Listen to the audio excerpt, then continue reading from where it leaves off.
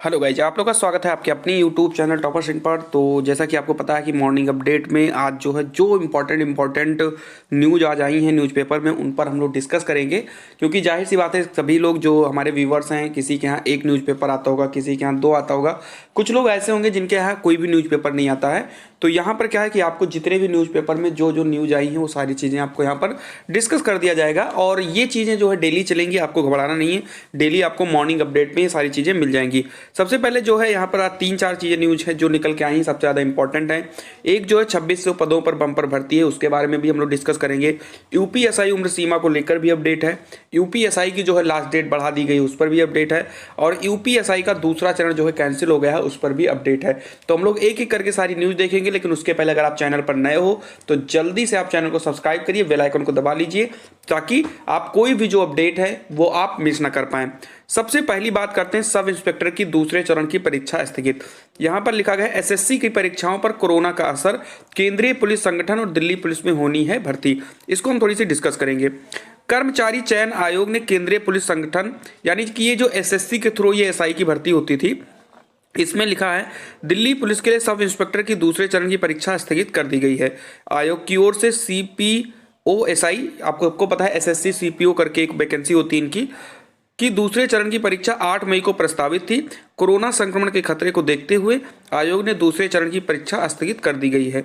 आयोग की ओर से कहा गया है कि नई परीक्षा की तिथि बाद में घोषित की जाएगी। साथ ही अभ्यर्थियों से लगातार वेबसाइट देखते रहने को कहा गया है। इससे पहले एसएससी ने कोरोना का संक्रमण बढ़ने पर सीएचएसएल 2020 की टियर 1 परीक्षा बीच में ही रोक दी थी। सीएचएसएल की वेस्ट बंगाल की परीक्षाओं के लिए 21 एवं 22 मई को परीक्षा की तिथि तय की गई थी।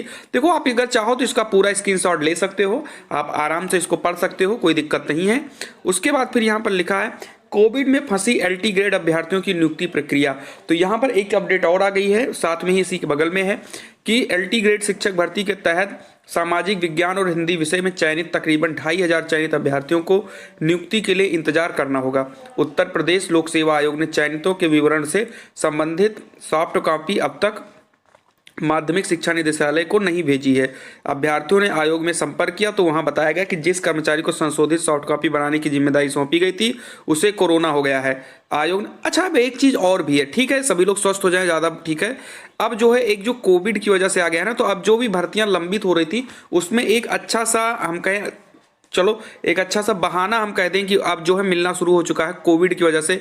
जैसे कि आप लोग देख रहे हो यूपी स्कॉलरशिप वाली जो दिक्कतें हैं ना, वहां पर भी अब बार बार कोविड ही बताया जाता है। हालांकि केसेस है, मैं ये नहीं कह रहा हूँ नहीं है केसेस, लेकिन अब जो है एक मुसीबत जो है सभी बच्चों की या सभी भर्तियों पर कोविड आ चुकी है, चाहे स्कॉलरशिप को लेकर हो या किसी भर्ती को कंप्लीट करने के बारे में हो। चलिए, ये आपकी न्यूज हो गई है, तो आगे बढ़ते हैं। अगली न्यूज हमारी जो है वो है यूपीएसआई, जो आपकी 1 अप्रैल से लेकर के 30 अप्रैल तक जो आवेदन होना था, उस पर एक नोटिस 22 अप्रैल को जो है जारी की गई थी, यानी कल जारी की गई है। इसमें लिखा है पुलिस महानिदेशक उत्तर प्रदेश लखनऊ द्वारा प्रेषित अध्याचन पत्र संख्या इतना दिया गया है दिनांकित, ये सब हमारे लिए बिल्कुल इंपॉर्टेंट नहीं है, आप यहाँ पर देख लीजिए, के आधार पर उप निरीक्षक नागरिक पुलिस प्लाटून कमांडर पीएसयू अग्निशमन द्वितीय अधिकारी वेतनमान पे बैंड इतना है। रिक्त पदों जिनके भरने के लिए ये दिया गया था। ऑनलाइन आवेदन पत्र दिनांक 1 अप्रैल से दिनांक 30 अप्रैल तक आमंत्रित किए गए हैं। फिर लिखा है उक्त पदों है तो आवेदन पत्रों को भरे जाने के लिए वांछित प्रमाण पत्र बनवाने में कोविड-19 महामारी के कारण अभ्यर्थियों के समक्ष आ रही समस्याओं को दृष्टिगत बोर्ड द्वारा ऑनलाइन आवेदन पत्र भरने की अंतिम तिथि को 30 दिवस बढ़ाते हुए 30 मई तक कर दिया गया है। इन्होंने रीजन क्या दिया है, क्यों डेट बढ़ाई गई, इन्होंने यही बताया है कि कोविड की वजह से जो लोगों को कुछ डॉक्यूमेंट्स बनवाने थे वो डॉक्यूमेंट्स जो हैं समय से नहीं बन पा रहे हैं, इसीलिए इन्होंने कहा है कि डॉक्यूमेंट समय से न बन पाने के कारण इनकी जो तिथि है वो 30 दिन तक बढ़ा दी गई है। ये बात इन्होंने बताई है। बात करते हैं हम लोग अपनी अगली न्यूज की तरफ बढ़ते हैं। जो हम लोगों की अगली न्यूज है वो हमारी है स्टाफ नर्स को लेकर। स्टाफ नर्स के पदों पर आवेदन को मौका, उत्तराखंड प्राविधिक शिक्षा परिषद, ये हालांकि उत्तराखंड की वैकेंसी है। इसमें लिखा गया है उपचारिका स्टाफ नर्स महिला व पुरुष दोनों के बारे में है। आयु सीमा इसमें 21 साल से लेकर के 42 साल दिया गया है, और ये जो उम्र सीमा है वो 1 जनवरी 2020 के अनुसार इसकी गणना की जाएगी। उसके बाद में इसकी आवेदन शुल्क 800 रुपये है, 400 रुपये है, मतलब जिसका भी वर्ग हो उस हिसाब से है। पात्रताएं आपके पास बीएससी नर्सिंग या नर्सिंग ऑनर से होना चाहिए या और भी, यानी आप इनकी फुल नोटिफिकेशन जो है वेबसाइट पर जाकर आप देख सकते हो। एनसीसी में जो है अधिमानी अर्हता, यानी अगर आप और योग्यता रखते हो एनसीसी अगर आप लियो, बीसी प्रमाण पत्र या प्रादेशिक सेना में 2 वर्ष की सेवा, अगर ऐसी चीज़ें हैं तो आपको थोड़ी सी छूट जो है यहाँ पर दी जा सकती है। तो यहाँ पर इतनी न्यूज हम लोगों ने देख लिया है। अब इसमें एक न्यूज और आ जाती है और वो न्यूज है यूपीएसआई उम्र सीमा को लेकर अपडेट। इस पर भी हम लोग बात करेंगे।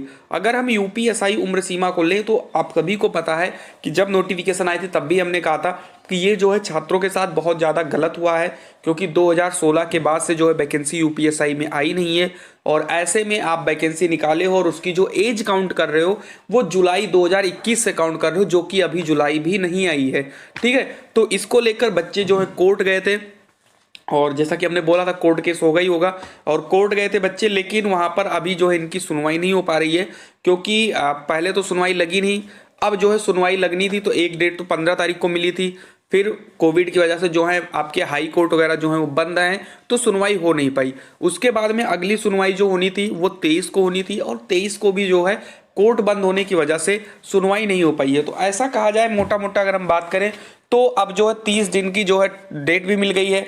अब अगर उसके पहले सुनवाई हो जाती है तो कहीं ना कहीं हो सकता है भर्ती पर स्टे आ जाए या बच्चों के जो है फेवर में थोड़ा सा फैसला चला जाए।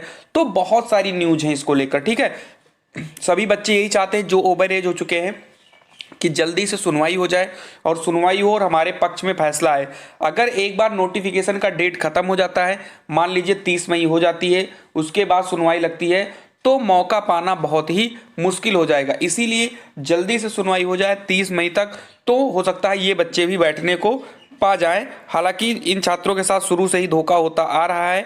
तो आज की जो है इतनी सारी अपडेट थी। बाकी अगर हम बात करें अंतिम तिथि को लेकर तो केस इन लोगों का स्ट्रांग है, इन लोगों को कोर्ट से जीत जरूर मिल सकती है। जो लोग ओवर एज हो चुके हैं सरकार की नीतियों की वजह से, पता नहीं क्या है, 2016 के बाद 5 साल बाद भर्ती आई, उसके बाद में सारे बच्चे जो 3 साल 4 साल 5 साल से जो लोग प्रिपरेशन कर रहे थे वो लोग अचानक से ओवर एज हो जाते हैं। ठीक है, ऐसी जो क्राइटेरिया रखी गई, तो हालांकि सुनवाई हो जाएगी तो इन्हीं के पक्ष में फैसला आएगा, डेट की कुछ ना कुछ इनको दिया जाएगा मौका बैठने के लिए, ऐसी बात नहीं है।